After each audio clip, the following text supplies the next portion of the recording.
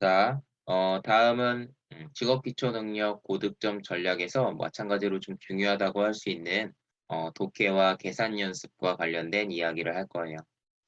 우리가 어떤 글을 읽고 또는 어떤 걸 계산하면서 답을 내야 하는 그런 필기 시험을 우리가 준비하고 있기 때문에 당연히 적당한 독해력과 계산 능력이 필요하겠죠. 자, 필기 시험에 필요한 독해력이라는 건 우리에게 어떠한 질문을 던졌냐에 따라서 그리고 우리에게 주어진 어떤 읽기 자료가 어떠한 종류냐에 따라서 뭐 읽는 방법을 달리한다라는 거예요.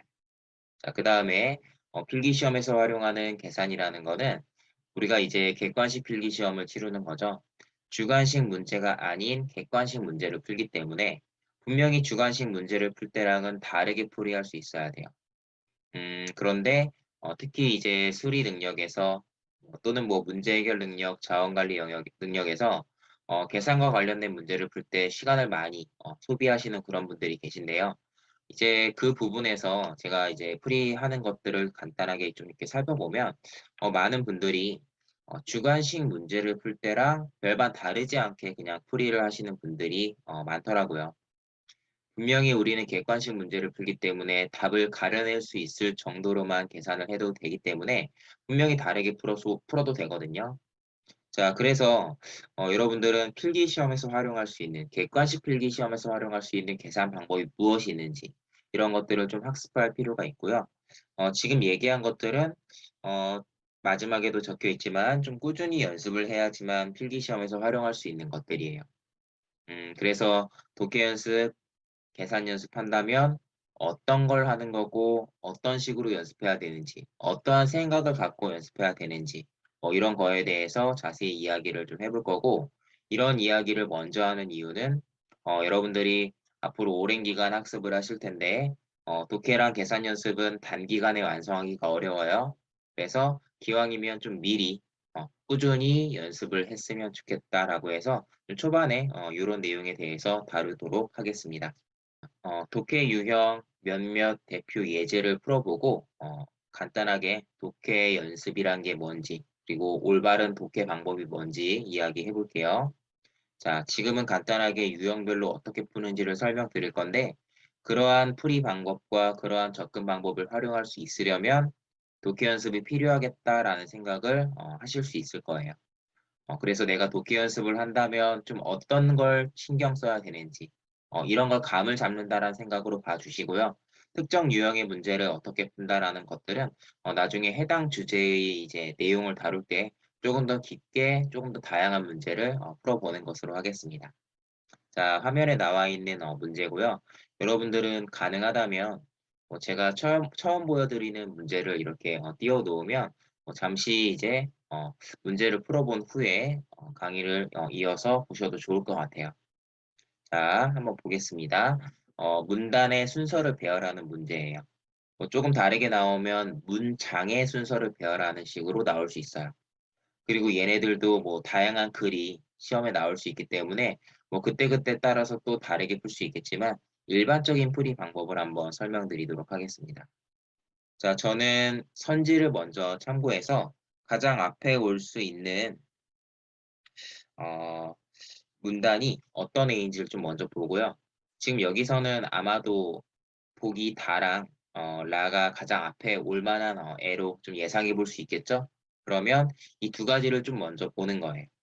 자, 그런데 어떤 내용이 좀 눈에 띄냐면 대표적인 예로 엔겔 지수가 있다라는 요 표현이랑 자, 그다음에 엔겔 지수와는 반대로 자, 에인절 지수가 있다라는 요런 표현.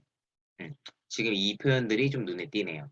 자, 어디에 초점을 맞춘 거냐면 우리가 글을 쓸 때는 문장과 문장, 문단과 문단이 전부 다 논리적인 어떤 연결 관계에 의해서 이어져 있거든요. 그러면 문단과 문단, 문장과 문장의 흐름을 매끄럽게 하기 위해서는 무언가 앞에 나오는 내용을 받아주고 또 그 내용이 뒤에 이어지는 좀 그러한 티를 내는 부분이 있다라고 생각하시면 돼요. 자, 보기 다에 나와 있는 대표적인 예로 이 부분을 가지고 설명을 드리면 무언가에 대한 예를 드는 거죠. 그러면 아마도 이 뒤에 나오는 이 엥겔 지수라는 것이 무엇에 대한 예시인지가 앞에 나오겠죠. 그러니까 아마도 보기 다 앞에는 이 엥겔 지수라는 것보다 상위 개념의 무언가가 나올 거예요. 엥겔 지수가 그거의 예시일 테니까. 그래서 이 대표적인 예로라는 말을 통해서 우리는 아마 이 문장, 이 문단 앞에 어떤 내용이 나오겠다. 엥겔 지수의 상위 개념이 나오겠다. 라는 거를 알 수 있겠죠. 자, 이렇게 문장과 문장이 연결될 때는 앞에 나오는 내용을 받아주기 위해서 뭐 대표적인 예로와 같은 연결어나 뭐 표지어라고 얘기하는데 뭐 이런 것들을 활용하거든요. 이런 것들이 어떤 식으로 활용되는지 알고 있다면 특히 그러한 논리적 구조를 잘 파악해야 되는 문단 배열 문제에서는 중요한 힌트로서 활용할 수 있을 거예요. 자, 그 다음에 라를 한번 더 볼까요? 라가 조금 더 결정적인 힌트이긴 해요. 자, 여러분들 반대로라는 말이 나와요. 그러면 아마도 이 반대로라는 내용이 나오기 전에 앞에서 서술한 내용과 그 뒤에 이어지는 내용이 뭔가 조금은 다른 내용이겠죠. 뭔가 소재가 됐든 내용이 됐든 다른 식의 내용으로 이렇게 전환이 되는 부분일 거예요. 전환이 되는 부분인데 앞에는 어떤 내용이 나오나요? 엥겔 지수에 대한 이야기가 아마도 요 라 문단 앞에 나오겠죠. 그리고 뒤에 에인절 지수이다라고 이런 식으로 끝나는 걸 보니까 아마 이 내용 이후에는 에인절 지수에 대한 이야기로 전환이 될 거예요. 라 문단이 엥겔 지수에 대한 이야기에서 에인절 지수에 대한 이야기로 전환이 되는 딱 그 부분에 있는 거기 때문에 얘를 기준으로 엥겔 지수는 앞에, 에인절 지수에 대한 이야기는 뒤에 이렇게 좀 구분을 쉽게 해볼 수 있어요. 자, 그러면 엥겔 지수에 대한 이야기가 나와 있는 보기 가와 보기 다가 아마도 라보다는 앞에 들어갈 거고요. 에인절 지수에 대해서 이야기하고 있는 보기 나는 보기 라보다 뒤에 들어가야겠죠. 그러니까 이런 부분만 체크를 해도 객관식 필기 시험에서는 어, 라보다 앞에 다와 가가 그 다음에 라 뒤에 나가 이렇게 들어가는 선지가 하나밖에 없기 때문에 답을 간단하게 골라낼 수 있는 거예요. 자, 지금 한 문제 풀어봤는데요. 이런 느낌을 가지시면 돼요. 독해 유형, 우리 빠르고 정확하게 풀고 싶죠. 독해 유형을 빨리 푼다라고 해서 글을 빨리 읽으라는 게 아니에요. 글을 적게 읽고도 내가 깊게 고민하지 않고도 답을 낼 수 있는 방법이 무엇인가라는 걸 고민하라는 거고, 이렇게 문제 유형에 따라서 어디에 초점을 맞추고 어디에 힌트를 어떤 힌트를 이제 가지고 우리가 문제를 풀지 이런 부분이 달라진다라는 거. 요걸 알고 계셔야 되고, 그다음에는 그 힌트들을 어떤 방식으로 활용하는지. 제가 지금 뭐 대표적인 예로 그리고 반대로라는 이런 표현을 보고 얘네들을 힌트 삼아서 문제를 풀었죠. 다음에는 여러분들이 직접 뭔가 이런 표현을 보고 앞에, 뒤에 어떤 내용이 나올지를 스스로가 예상할 수 있어야 된단 말이에요. 그럼 평상시에 독해 연습을 할 때 이러한 표현들이 어떤 방식으로 활용되는지를 보는 거예요. 독해 연습을 할 때 단순하게 뭐 독해 지문 가지고 문제 풀어보고 문단별로 요약하고 뭐 주제를 찾는 거 물론 좋지만 그런 것들을 또 잘 찾기 위해서는 지금과 같은 이런 표현에 조금 더 뭔가 집중을 하는 게 도움이 되지 않을까 싶습니다. 자, 이번에는 조금 전에 풀었던 문제랑은 또 약간 다른 유형이에요. 자, 10번 보겠습니다. 중간에 있는 빈칸에 들어갈 내용을 찾는 거예요. 자, 이렇게 빈칸을 추론하는 문제. 아까와는 또 푸는 방식이 약간 다를 거고, 그 다음에 푸는 과정에서 독해 연습을 해야겠다. 라는 걸 좀 감을 잡으실 수 있을 겁니다. 자, 한번 바로 풀어볼게요. 자, 빈칸에 들어갈 내용을 이제 추론하는 건데, 일단은 뭐 빈칸 바로 앞에 나와 있는 요 하지만이라는 표현을 통해서 앞의 내용과는 뭔가 반대된다 또는 뭐 대조적인 내용이 나오겠다라는 걸 알 수 있죠. 그러니까 앞에 나오는 내용과 조금 다른 내용이 뒤에 이어질 거라는 게 예상이 되기 때문에 이 빈칸 앞에 있는 내용과는 크게 뭐 연관은 있겠지만 뭐 그렇게 중요한 내용은 아니다라고 판단할 수 있겠어요. 그래서 자, 이런 표현이 나온다면 당연히 이 빈칸 뒤에 이어지는 내용에 초점을 맞춰야겠다 이런 판단을 하는 거고 자, 그 뒤에 이어지는 내용에서도 우선 자, 그다음에 심지어 뭐 이런 표현들을 통해서 이제 어떤 내용이 나오는지를 예상해 보는 거죠. 자, 우선 심지어라는 단어를 언제 활용하는지를 생각해 보세요. 어떤 예시를 열거할 때 우선 이런 게 있고 뭐 또한 이런 것도 있고 심지어 뭐 게다가 같은 느낌이죠. 이런 게 있어. 이렇게 일련의 문장이나 어떤 것들을 나열할 때 쓰는 표현이죠. 이런 표현을 보면 어떤 예시가 나열되어 있다라는 걸 알 수 있고 조금 전에도 풀어봤었는데 어떤 예시를 나열할 때는 어떤 식으로 서술하죠? 조금 전에 문제에서 대표적인 예로와 함께 엥겔 지수에 대한 이야기가 나왔고 아마도 이 엥겔 지수가 그 문장 앞에 들어갈 어떤 것의 예시일 거다. 이런 얘기를 했었죠. 그러니까 지금도 어떤 예시가 이렇게 나열이 되고 있는 거거든요. 그러면 이 예시들이 이 빈칸에 들어가는 어떤 문장의 예시가 될 거예요. 그래서 이런 여러 가지 예시들의 공통적인 요소를 여러분들이 파악을 해서 빈칸에 들어갈 내용을 추론하는 거죠. 이렇게 풀어야 된다라고 생각한 이유는 그냥 빈칸 뒤에 우선이라는 단어와 함께 여러 문장이 나열되어 있기 때문에 이렇게 읽는 거고 다른 문제, 다른 지문을 이용해서 풀 때는 아마 다른 표현, 다른 내용이 나오겠죠.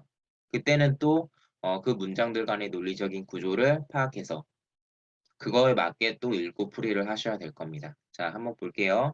자, 우선 화폐를 발행하는 한국은행은 자, 한국은행에 대한 이야기가 나오고요. 자, 종이를 외국에서 들여와야 하고 은행과 증권사를 비롯한 금융회사들의 이야기가 나오죠. 자, 소프트웨어를 도입하기 위해 비용을 부담해야 한대요. 심지어는 자, 이런 것들을 운영하는 상인들도 자, 지금 세 문장 나와 있는데 한국은행은 어떻게 해야 돼? 금융회사들은 어떻게 해야 돼? 상인들도 어떻게 해야 돼? 지금 주어가 달라지면서 각각이 어떻게 해야 된다라는 내용이 그냥 이렇게 나열되고 있어요. 여러 가지 것들을 열거하는 서술 방식이 대부분 이래요. 좀 상관없어 보이는 것들을 이렇게 나열합니다. 주어가 이렇게 다르죠? 자, 나열하지만 공통적인 요소가 있다면 뭐예요? 종이를 외국에서 들여와야 해. 비용을 부담해야 돼. 비용을 투자해야 돼.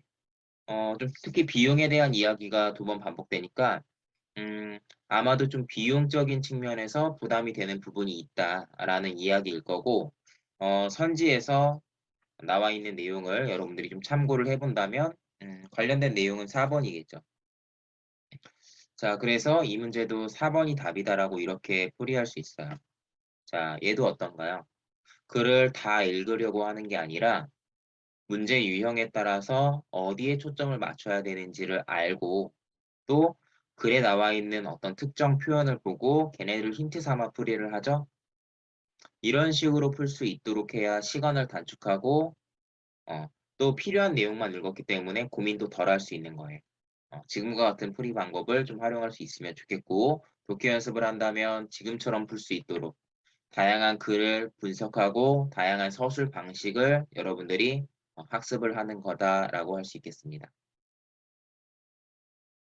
네. 자, 이번에는 수리 능력에서 우리가 자주 풀게 될 자료 해석 문제에 대해서 이야기를 나눠볼 건데요. 계산 연습 관련된 이제 이야기를 할 거고, 아마도 자료 해석 문제는 지금 뭐 보시다시피 다양한 통계 자료를 이용해서 문제를 풀어야 하기 때문에 우리가 계산을 안 할 수가 없을 거예요. 다만 객관식 필기 시험에서도 우리가 좀 활용해 볼 수 있는 간단한 계산 방법 또는 답을 구분할 수 있기만 하면 되기 때문에 그거에 맞는 풀이 방법이라는 게 있는 거고 그런 것들을 제가 간단하게 보여드리도록 하겠습니다. 자, 21번 문제를 한번 볼 건데요. 옳은 것을 찾는 문제고 이 문제에서는 기억만 한번 확인을 해 보겠습니다. 자, 기억을 확인해 볼 건데요. 자, 내용 한번 봅시다. 자, 어떠한 비중이 약 몇 퍼센트이다라고 얘기하고 있어요. 그래서 우리가 어떤 수를 가지고 어떤 비율을 계산하는 거고 그랬을 때 그 값이 47% 정도냐라고 묻는 거죠.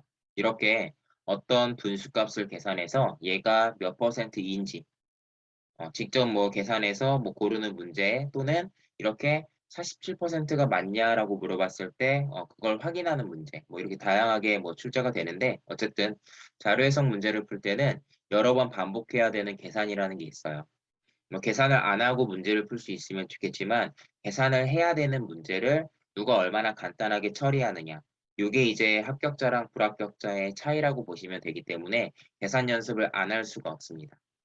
자, 그러면 이러한 계산, 동일한 계산이 반복된다면 간단하게 할 수 있는 방법이 뭐가 있을까 좀 생각을 해 봐야겠죠? 자, 저희가 수리 능력 시간이 되면 자료 해석 문제에 대해서 또 그 안에서 활용할 수 있는 다양한 계산에 대해서 좀 배우게 될 텐데요. 오늘은 그냥 계산 연습이 필요하다. 주관식 문제를 풀 때랑은 조금은 확실히 다르게 푼다라는 걸 좀 보여드리기 위해서 그런 부분만 간단하게 설명을 한번 해보도록 하겠습니다. 자, 일단 이 문제 읽어보시면 자, 자료에서 제가 지금 체크하는 이 두 개의 수, 얘네들의 비율을 계산하는 문제예요. 자, 제가 간단하게 한번 계산해 볼게요. 뭐 여기다가 써볼까요? 일단 저는 복잡한 숫자가 나온다고 하면 대개 이렇게 세 자리 숫자만 가지고 계산을 하는 편이에요. 뭐 이유는 세 자리 숫자로만 계산을 해도 뭐 거의 안 틀린다라고 생각을 하시면 되겠어요. 자, 요거 계산하는 거였고요. 그 다음에 이제 어떤 생각을 하는 거냐? 평상시에 이제 꾸준한 계산 연습을 통해서 이러한 분수 계산 연습을 많이 해봤겠죠? 그럼 아마도 비슷한 숫자로도 계산을 해봤을 거예요. 그렇기 때문에 이런 분수를 딱 봤을 때 어떤 식으로 계산하는 게 좋겠다라는 생각을 제가 바로 할 수 있어요. 자, 저는 어떻게 할 거냐면 자, 지금 327분의 154인데요. 숫자를 봤을 때 제가 봤을 때는 분자 분모에 3을 곱하는 게 좋을 것 같아요. 3을 곱하고 자릿수를 조정해서 분모는 98.1 분의 분차는 46.2 자, 이렇게 적어 보겠습니다. 자, 그 다음에 이런 식으로 분수를 우리가 바꿔서 제가 어떻게 바꿀 거냐면 여러분들 47%라는 건 이게 100분의 47이라는 비율이라는 거거든요. 자, 지금 우리가 계산하고 있는 327분의 154를 이러한 숫자랑 비슷한 숫자가 나오는지를 확인해 보는 그런 과정이라고 생각하시면 돼요.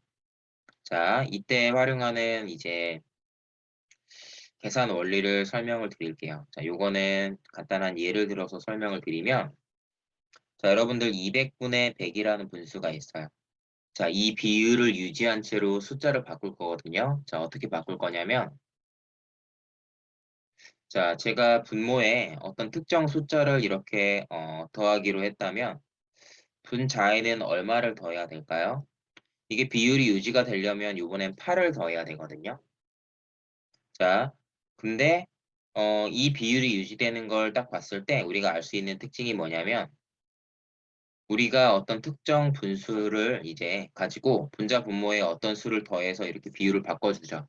바꿔줄 때 기존 분수랑 분자 분모에 더해주는 숫자의 비율이 이렇게 같게 유지가 된다면 이렇게 숫자들을 더하고 빼도 비율이 유지가 되는 거예요.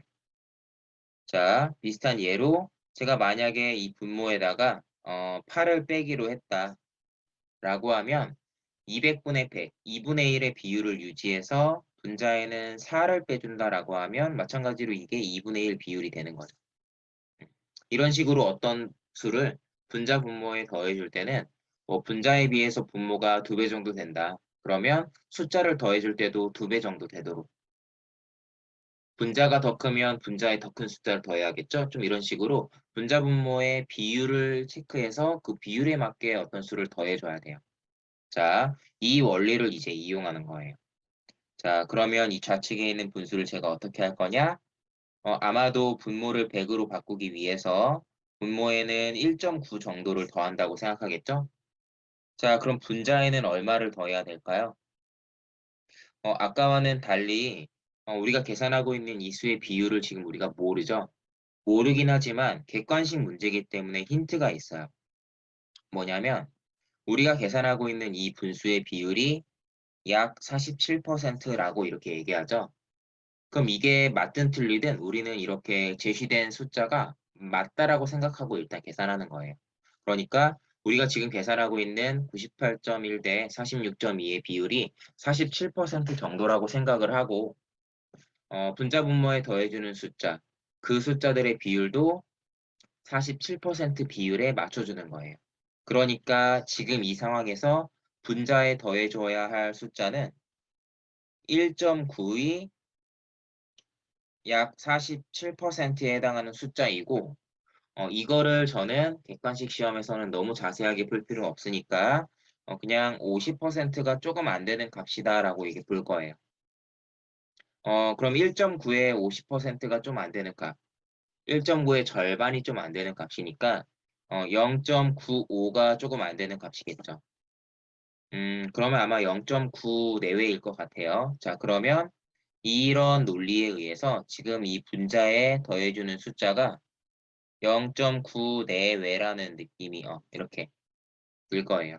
자, 그러면 뭐 0.9 정도라고 할까요?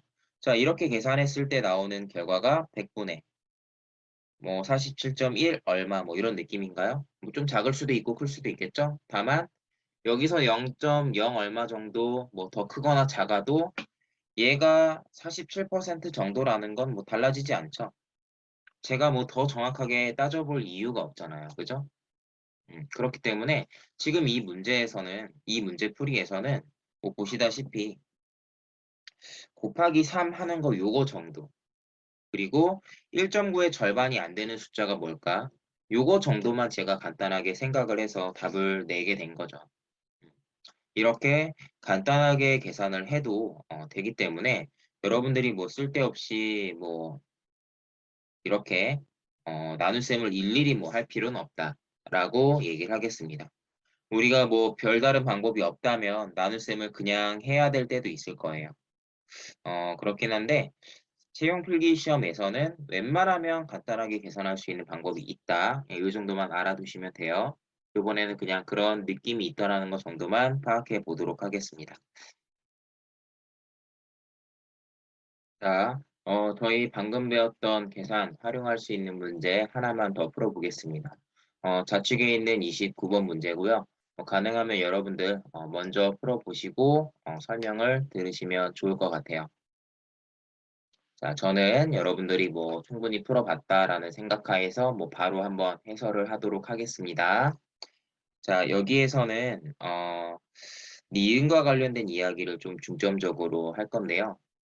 이 니은과 관련해서는 자, 지금 표에다가 적고 있는 이 x 값을 어떻게 추론하냐? 이거의 1.1배가 이 좌측에 나와 있는 숫자다라는 걸 이용해서 거꾸로 이 x 값을 구하게 되고 이거는 약 요 정도 숫자가 나와요. 제가 뭐 100이자리 이하까지 정확하게 계산하진 않죠. 어차피 근사값으로 세 자리만 계산을 할 거라면 뭐 굳이 그 밑에 자릿수까지 정확하게 계산할 이유가 없겠습니다.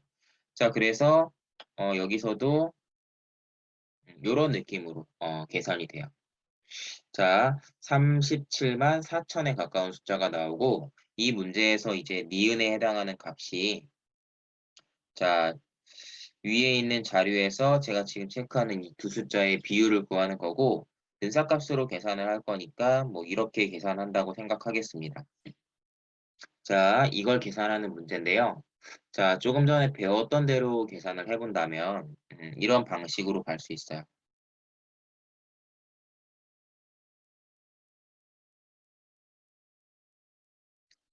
자, 이렇게 분자 분모의 어떤 특정 숫자를 빼주는 방향으로 계산을 해볼 수 있는데 얘도 마찬가지죠. 자, 이미 우리가 선지에 나와 있는 숫자들을 이렇게 체크했을 때 이 숫자들이 50% 아니면 50%보다 조금 작은 숫자 뭐 이 정도라는 게 보여요. 그리고 사실 이 문제는 기억에 해당하는 값이 조금은 쉽게 먼저 확인이 되는 문제거든요. 그래서 기억에 해당하는 값이 먼저 확인이 되어서 사실상 48.9%냐 아니면 49.3%냐 라는 걸 구분하는 문제가 이제 되는 건데, 무엇이 됐든 50%보다는 조금 작죠. 그러면 지금과 같은 이 계산에서도 분자에 우리가 빼줘야 하는 이 숫자는 50%보다 좀 작은 숫자. 그러니까 15의 50%보다 조금 작은 숫자를 빼줘야 되는 거예요. 자, 그러면 15의 50%면 7.5니까 7.5니까 제가 뭐 7 정도 뺀다고 이렇게 생각을 해볼까요? 기왕이면 자연수로 계산하기 위해서, 자, 이렇게 계산한다고 하면, 자, 750분의 367이 되는 거고요. 자, 이렇게 바꿔준 이유는, 자, 비슷한 과정을 한 번 더 거치기 위해서예요.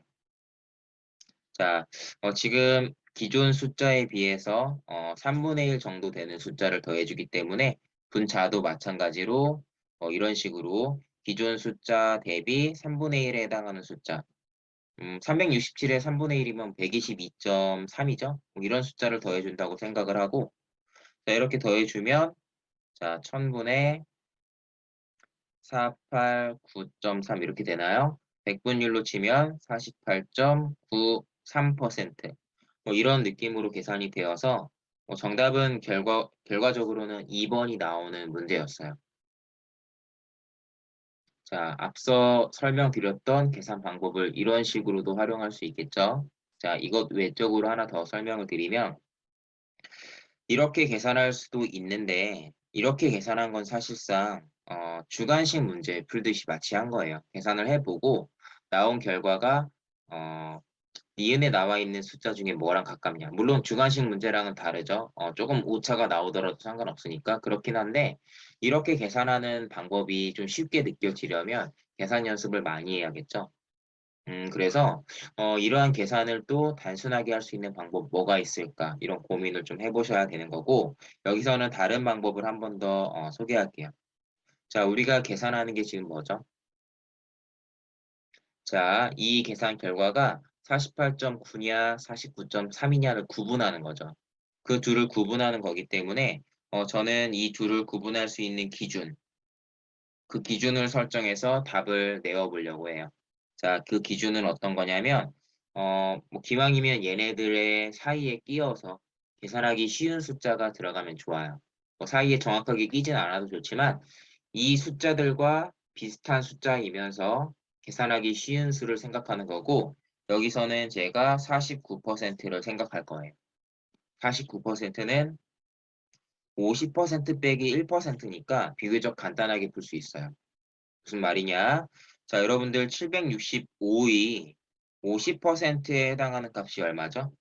765의 절반이기 때문에 382.5예요. 자, 1%에 해당하는 값은 얼마인가요? 계산할 필요 없죠? 7.65예요. 자, 그럼 이 둘을 제가 빼준다고 생각을 하면 49%에 해당하는 값은 374.85 이런 식으로 계산이 되죠. 자, 이 말은 무슨 뜻이냐면 765분의 374.85 이 정도에 해당하는 숫자가 49%라는 거예요. 그러면 아마도 저희가 계산하고 있었던 이 해당 분수는 49%보다는 작겠죠. 그래서 마찬가지로 2번이 정답이다가 나오는 문제였습니다. 자, 지금처럼 이제 풀 수도 있다라는 거 뭐 보여드리는데, 결론은 뭐냐? 우리는 객관식 문제를 푸는 거고 주관식 문제를 풀 때보다는 조금 더 간단하게 풀 수 있으면 좋겠어요. 어떠한 수가 나오더라도 좀 다르게 풀 수 있는 방법을 활용할 수 있도록 평상시에 계산 연습을 많이 해두셔야겠죠. 그래서 계산 연습의 필요성에 대해서 좀 몇 문제를 통해서 이야기를 나눠봤습니다. 네. 자, 오늘 저희가 간단한 유형별 문제풀이 방법과 독해 그리고 계산을 할 때 어디에 초점을 맞춰야 하는지 살펴봤는데요. 여러분들이 오늘 설명드린 내용을 바탕으로 앞으로 문제를 풀면서 학습을 할 때 조금은 보다 구체적으로 파악하고 또 연습을 한다면 어디에 초점을 맞춰서 연습을 할지 좀 이런 것들을 감을 잡으셨으면 좋겠고 뭐 앞으로 저희가 다양한 유형의 문제들을 좀 차례로 살펴보면서 유형별로 어떻게 푼다라는 건 자세하게 이야기 나눠 볼 수 있을 테니까요. 오늘은 어 간단한 뭐 필기시험 학습 방법에 대해서만 파악을 하고 넘어간다. 이렇게 정리해 주시면 되겠습니다. 네, 강의 잘 들어 주셔서 감사합니다.